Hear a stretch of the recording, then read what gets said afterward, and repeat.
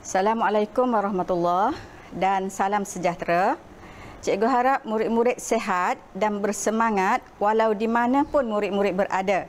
Dah bersediakah untuk kelas kita hari ini? Pastikan murid-murid membuat catatan lengkap bagi setiap maklumat penting yang akan kita bincangkan nanti. Hari ini kita akan menjalankan eksperimen 5.1 untuk mengkaji faktor-faktor yang mempengaruhi kadar penyejatan air.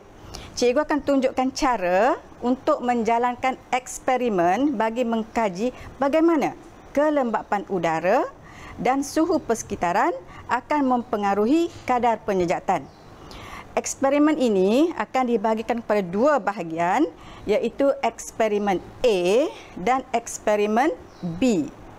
Eksperimen A akan mengkaji faktor kelembapan udara, manakala eksperimen B akan mengkaji faktor suhu persekitaran.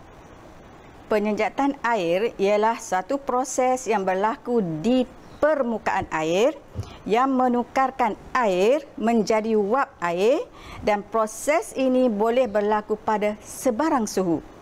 Apa yang berlaku ialah molekul-molekul air di permukaan mempunyai tenaga kinetik yang lebih tinggi, bergerak dengan pantas dan terlepas ke udara. Di murid-murid, terdapat 4 faktor yang mempengaruhi kadar penyejatan, iaitu yang pertama, kelembapan udara, yang kedua, suhu persekitaran, yang ketiga, luas permukaan air yang terdedah, dan yang keempat ialah pergerakan udara. Pernyataan masalah bagi eksperimen kita ialah, adakah kelembapan udara mempengaruhi kadar penyejatan? Alright, dan hipotesisnya pula berbunyi, semakin tinggi kelembapan udara persekitaran, semakin rendah kadar penyejatan. Pemboleh ubah yang terlibat dalam eksperimen kita, yang pertama, pemboleh ubah dimanipulasi, iaitu kelembapan udara. Pemboleh ubah yang kedua, pemboleh ubah bergerak balas, iaitu kadar penyejatan. Dan yang ketiga, pemboleh ubah dimalarkan, iaitu isi padu air, suhu persekitaran, pergerakan udara dan luas permukaan air yang terdedah. Sila ambil perhatian. Untuk eksperimen hari ini, kita akan menggunakan alat-alat radas berikut. Yang pertama, serkup kaca. Yang kedua, bikar, lampu mentol berfilamen dan jubin putih. Bahan-bahannya pula, kertas kobat klorida kontang, benang, kalsium klorida kontang dan air. Cikgu telah labelkan serkup kaca dengan label R dan label S. Cikgu juga telah isikan bikar pertama dengan air dan bikar kedua dengan kalsium klorida kontang. Seterusnya, bikar yang berisi air diletakkan di bawah serkup kaca R. Dan bikar yang berisi kalsium klorida kontang diletakkan di bawah serkup kaca S. Seterusnya, cikgu celupkan kertas kobat klorida kontang ke dalam air, biarkan dia basah dan lekatkan di dalam serkup kaca yang pertama.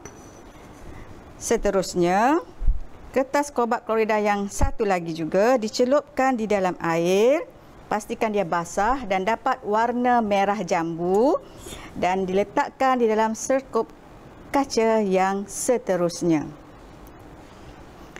Okey. Dan kita perhatikan yang manakah akan berubah menjadi biru terlebih dahulu? Mohon perhatikan kertas kobalt klorida dalam kedua-dua serkup kaca.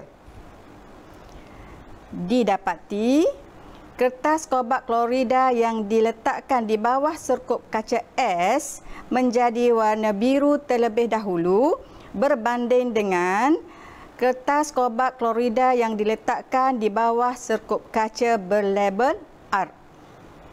Baik, catatkan pemerhatian di dalam jadual yang telah disediakan.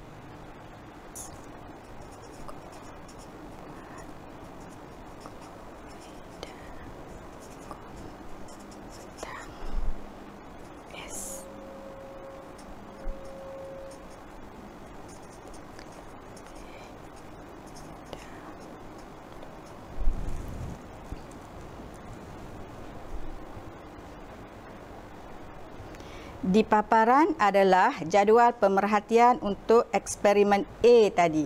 Didapati bahawa kertas kobalt klorida di bawah serkup kaca berlabel S menjadi biru terlebih dahulu.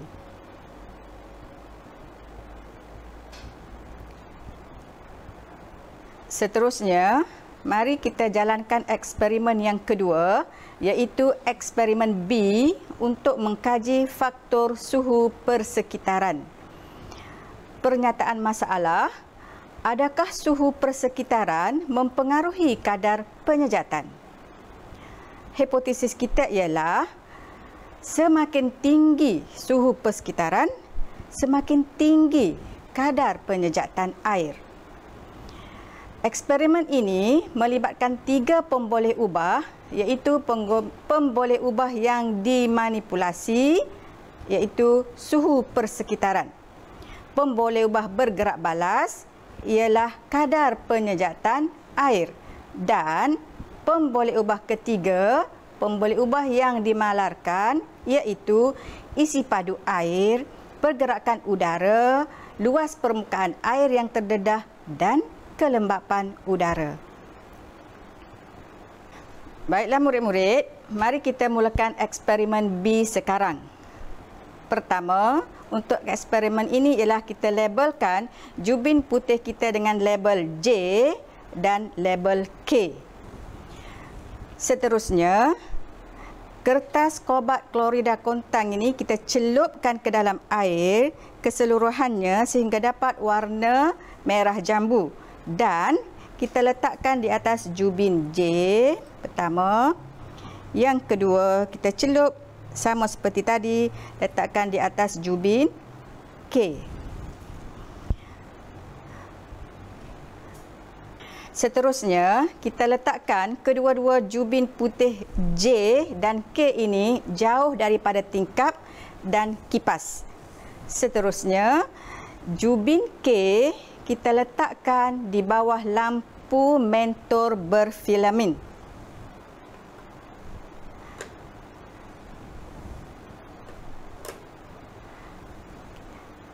Perhatikan kertas kobalt klorida jubin J dan kertas kobalt klorida jubin K, yang manakah yang bertukar biru terlebih dahulu.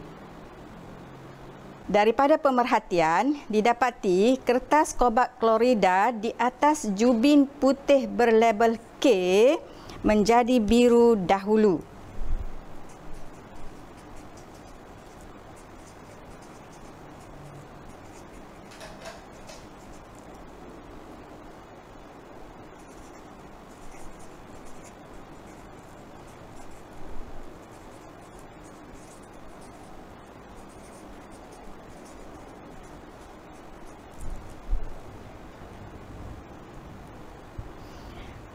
Catatkan pemerhatian dalam jadual yang telah disediakan.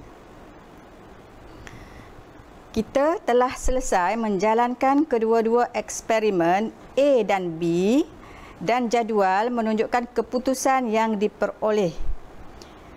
Kriteria yang digunakan untuk melihat kadar penyejatan ialah masa yang diambil untuk kertas kobalt klorida merah jambu menjadi biru semula. Kertas kobalt klorida lembap yang digantung di dalam serkup kaca yang diletakkan kalsium klorida kontang lebih cepat kering. Ini kerana kalsium klorida kontang menyerap wap air dalam serkup kaca itu menyebabkan kelembapan udara di dalam serkup kaca menjadi lebih rendah.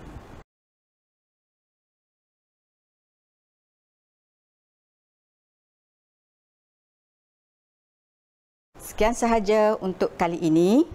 Selamat maju jaya, cikgu ucapkan. Belajar rajin-rajin dan teruskan berdoa. Semoga kita dapat berjumpa lagi untuk eksperimen yang lain pula. Assalamualaikum warahmatullahi wabarakatuh.